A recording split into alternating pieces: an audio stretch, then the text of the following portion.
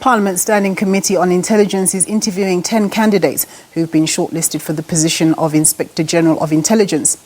The contract of the current Inspector General of Intelligence, Setlho-mamaru Dintwe, comes to an end next month. Dintwe, Reverend Frank Chikane and 8 other candidates have been shortlisted for the position. The Inspector General of Intelligence monitors and reviews the operations of the intelligence services, which include the State Security Agency, the Defence Intelligence and the Crime Intelligence of the Police. We cross live to those interviews. So is it your understanding that you are a portfolio committee?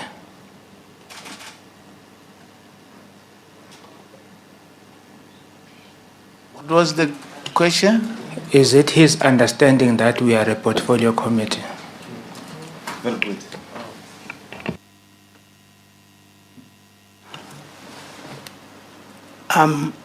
Yes, but a portfolio committee which is constituted differently to other ordinary portfolio committees of the House. A portfolio committee which has its own special statute. What is the name of that portfolio committee? It happens to be the Joint Standing Committee on Intelligence. No, thank you very much. You obtained your PhD in 2004 in international relations, the joint PhD, as you said. Is that correct? That's correct, Chair. My challenge is that in your vision, I did not pick up any reference to some international work that is encompassed in your vision. Benchmarking, collaborations. So will that not form part of your vision? Honorable Magwanishe, definitely that will form part of the vision, because one of the services that the Inspector General oversees is the foreign arm of the SSA. Honorable Hatebe, with an H, asked you to shine, but my challenge is that we seem to be extracting. We have to extract something for you to shine. Don't you think that is a challenge?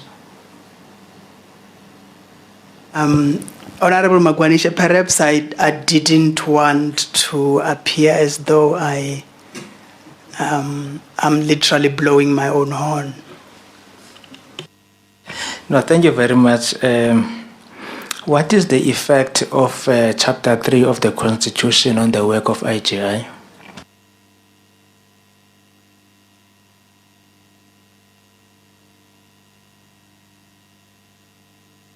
Over to you. Thank you, Chair. Honorable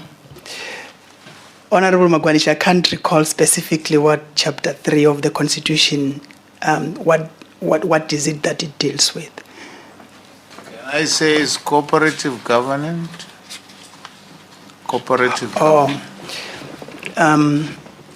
Yes, it's about the extent to which various government departments and agencies can work together to harmonize their efforts for the common good. Section 199, subsection 8 gives effect to which two principles in the Constitution?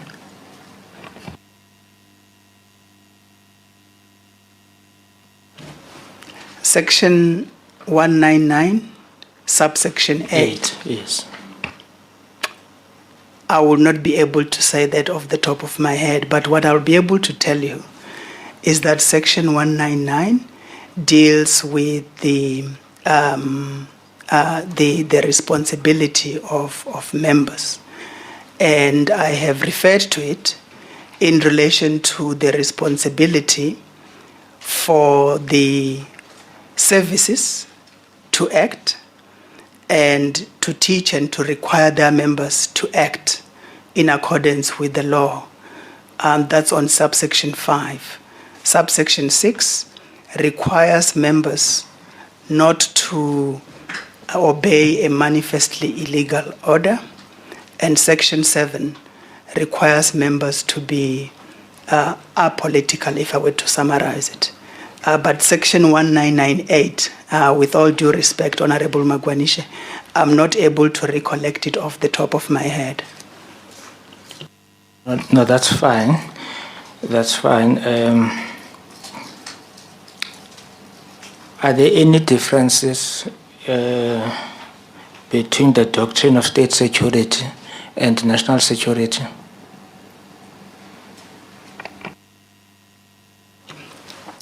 The differences between state security and national security. I'll simplify it as follows. State security it presents a limited definition of security. And in most instances, it is part of what the military in particular will consider to be their primary responsibility. They want to defend the state. It's a definition which has somewhat become a bit outdated in the last few years, because the focus has been on the more encompassing national security, which is really about the defense and the protection of the state itself. And that includes its people, its economy, its institutions, and I'll even add its constitutional obligations, which is the responsibility of government. Now, if one were to look, for instance, at the name state security, it sort of presents a rather limited definition of security, even in the context of the security services broadly. What is more appropriate is the concept of national security, because it encompasses other elements within the state, whereas the state security definition sort of focuses more, it's really the militaristic aspect of it. And that militaristic aspect, sometimes it does not take into consideration the human security aspects. And if one were to look at the human security aspects, though that's an area where we have more challenges. We talk about unemployment, we talk about inequality, we talk about poverty. And even if one were to take it further and look at the current realities of COVID-19, the responses that government has to make are not necessarily militaristic responses. These are more national security, human security oriented responses. Thank you.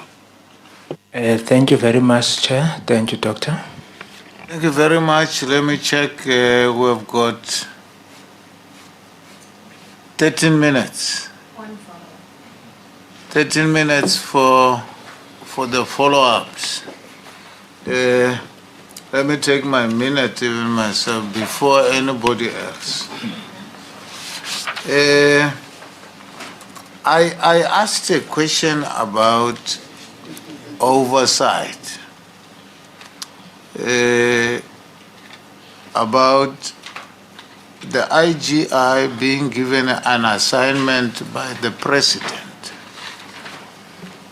It is in the Oversight Act that if you get that assignment, you must report back to the President. It's clearly stated. But my question was, don't you think that is dangerous?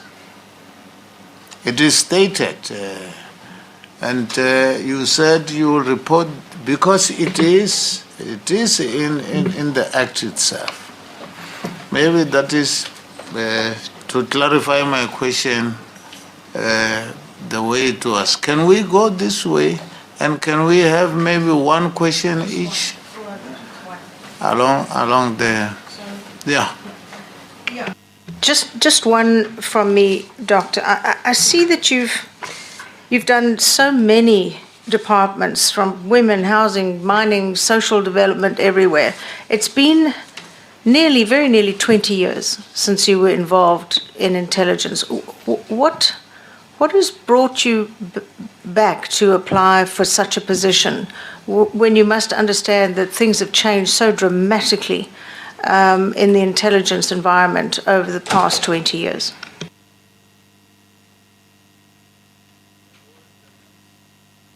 Thank you very much, Chairperson. I feel very strongly that I need to ask Dr. Chitereke this question. Oh. No. Oh, thank you. You are very, very protected. Thank you very much, Chair. I was saying I feel very strongly that I should ask the doctor this question. Normally when the two elephants fight, the grass is the one that is suffering, or the ground. So experience has taught us that the position you are applying for is not an easy one. You'll be working with the leaders of different branches, like domestic branch. So in your understanding of relations or ability to relate to various stakeholders, how will you handle issues or conflicts if they appear? Actually, as portfolio committee, we don't want to waste time listening to the conflicts of the leaders fighting, failing to resolve it. Thank you. As the joint... Thank you, Chair. As the joint standing committee. So we don't want to deal with issues of leaders who fail to resolve their problems in their own working situation, coming to Parliament and complaining about that. So how will you handle that? Thank you. Thank you, Chair. Just one question from my side. The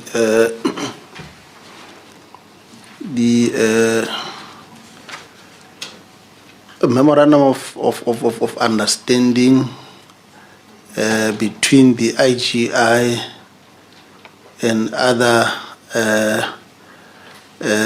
creature of statute has been the hallmark of the work of the IGI, and to a certain extent it has muddied its image. One resulting into the tension between the criminal intelligence and the IGI, and at the heart of that was that the piggybacking somehow gave access to classified information to IPIT that necessarily, was it not because of the IGI, it would not have had. Secondly, with an age. Secondly, we saw the use of the public protector, of the work that was done by the IGI. That work was done in 2014, but that report was used in 2019, and it was ultimately set aside by the court in 2020. Do you think there is a need to review the modus operandi, particularly with regard to other institutions of oversight? Thank you. Honorable Madlagude. Thank you, Honorable Chairperson. Doctor, the high-level panel report refers to the State Security Agency as a cash cow, and also identified some problems within the three entities. How do you think, if appointed, you can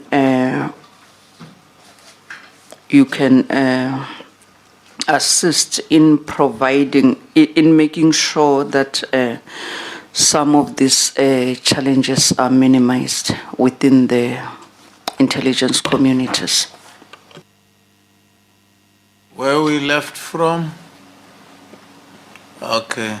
Honorable. Yeah. Quick follow-up, Doc.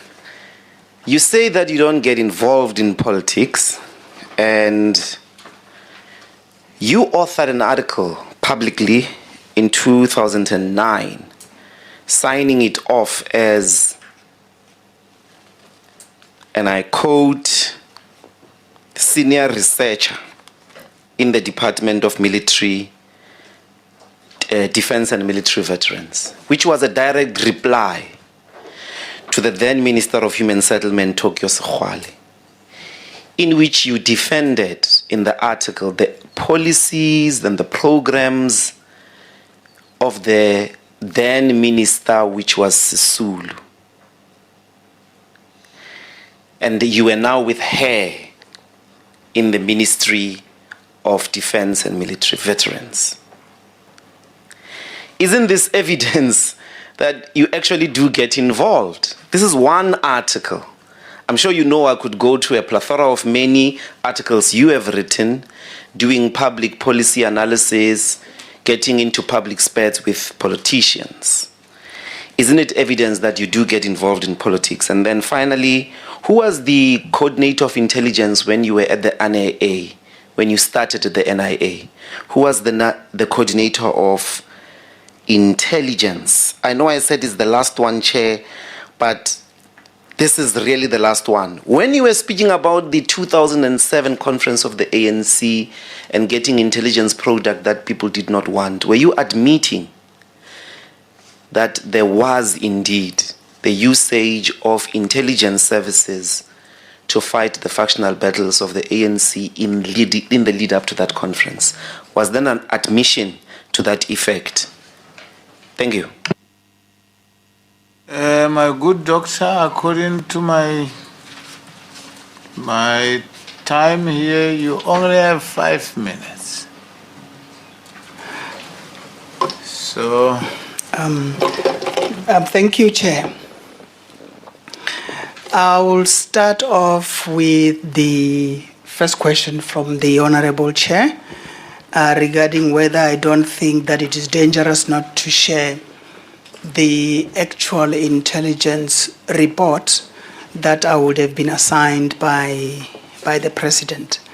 I would say that the committee would know that the work has been assigned and done accordingly.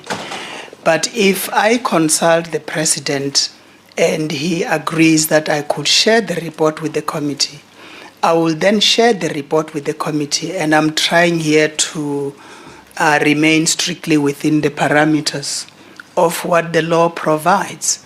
I am reluctant to say that I will share that report specifically with the portfolio committee, even when I have been advised not to do as such by the President, who in this instance will be the owner of that report. In fact, what I was trying to say is, don't you think that needs to be amended because it's dangerous? Definitely, Chair, with all due respect, that will have to be amended because this is the Joint Standing Committee on Intelligence. And it, like I said before, it is a special committee which is established by specific legislation with certain powers to provide oversight over the intelligence services. So definitely that lacuna would need to be resolved legislatively. If I were to proceed, Chair, to Honorable Kola Barnett's question, what has brought me back after 20 years? I read the Mufamadi report, and I felt that since the time that I left, things have gone wrong. Things have deteriorated. And after reading that report, I then got to read the judgment of the Constitutional Court in relation to Amabungane case. And I realized that just looking at that one example, one could see that is this how far we have gone? Is this how far we have deteriorated to the point where somebody's communications was intercepted without any regard to the necessary due process, and even when that person requested access to certain information, that person was denied. Now, the underlying aspect for me of that judgment were the specific sections that have since been included into the RICA Act to make it constitutional, such that even when the state decides to limit somebody's right to privacy, that person will still have some recourse in terms of Section 38 of the Constitution dealing with enforcement. So I felt that perhaps in the spirit of building a national intelligence capability, I should raise my hand to what I saw as a national call of duty. Further to Mayor Madikhale's question, it started off with an elephant, when elephants are fighting, that it is not an easy position. It's about relations and how would I handle relationships. This position requires engaging a number of very senior people in the security services, and it is also about establishing the necessary relationship so that we can all achieve our common objective of securing of ensuring national security to South Africa. There is no point in fighting people on whom one is going to be dependent upon for the very success of the performance of this portfolio. So it is about building relationships. It's about resolving conflict. However, such conflicts will be resolved with a firm understanding of what Section 10 of the Oversight Act requires, which I might repeat, is for the Inspector General to function impartially and independently and to perform his or her responsibilities in good faith, without fear, without favor, without bias, and without prejudice.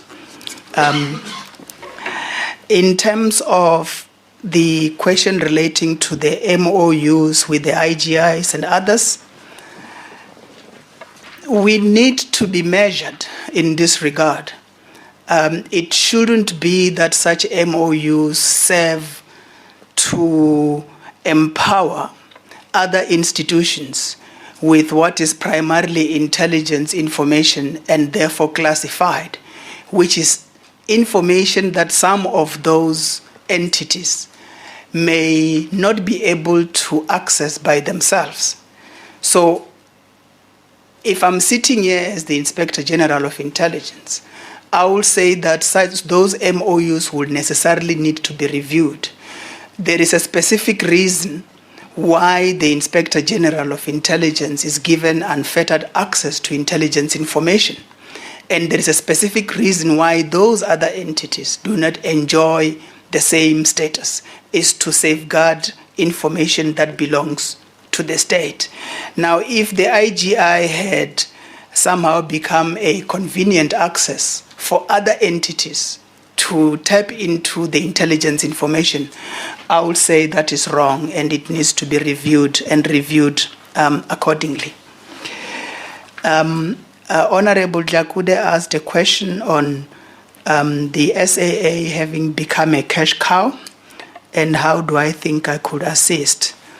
I've noted with interest that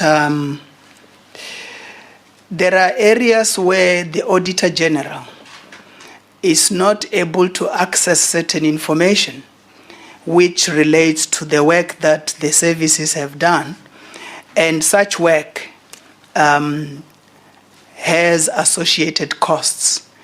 I feel that as part of the accountability responsibility, and to ensure that money that is voted for this portfolio is spent within the parameters of what has been agreed within the annual performance plan, I feel that there has to be some element of cooperation in this regard, specifically between the Auditor General and the Inspector General, just to make sure that money that has been spent according to predetermined objectives.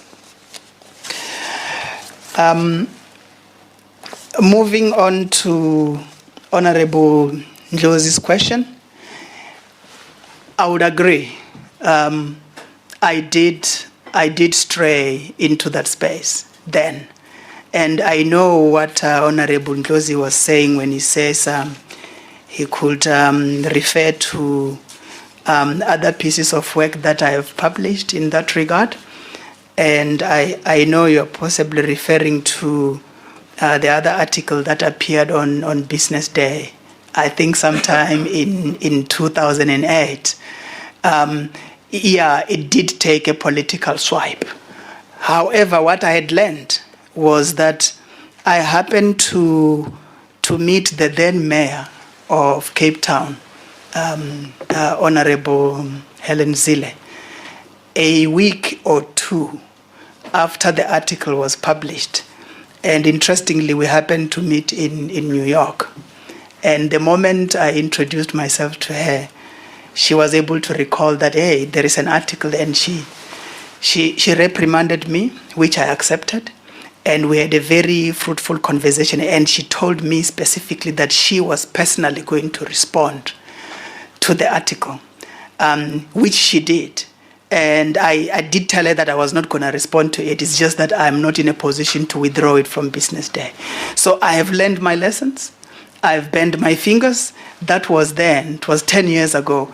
I feel that those lessons now enable me to navigate carefully and to understand the political imperatives. And if I were to put it bluntly, she advised me to use the power of the pen wisely. More to that, I would say, well, I was still in my 30s, so perhaps, yeah. But I got a good reprimand. I got a good lesson from her, and I've taken that lesson to heart. Thank you. It's not something that I'll repeat. I don't know if Honorable Josie, you have seen any articles that I would have penned. I think I've sort of stopped writing opinion pieces some time ago, in maybe 2013 or so. But even when I was doing then, I was just looking at really issues that are of interest to everyone without taking a political position. So I'm not taking political positions anymore. Thank you. My good doctor, we have come to an end of the interview. Do you, by any chance, have any comments in relation to the way the interview went? If there was something that you were not happy about, or any other comment that you have in relation to the whole process. Over to you. Thank you, Chair, and thank you for the opportunity to appear before you for this position. I have no questions to ask the committee. As I said earlier on, I don't think we need to introduce each other anymore. I was introducing them as they were talking. Thank you very much, and I think we can adjourn.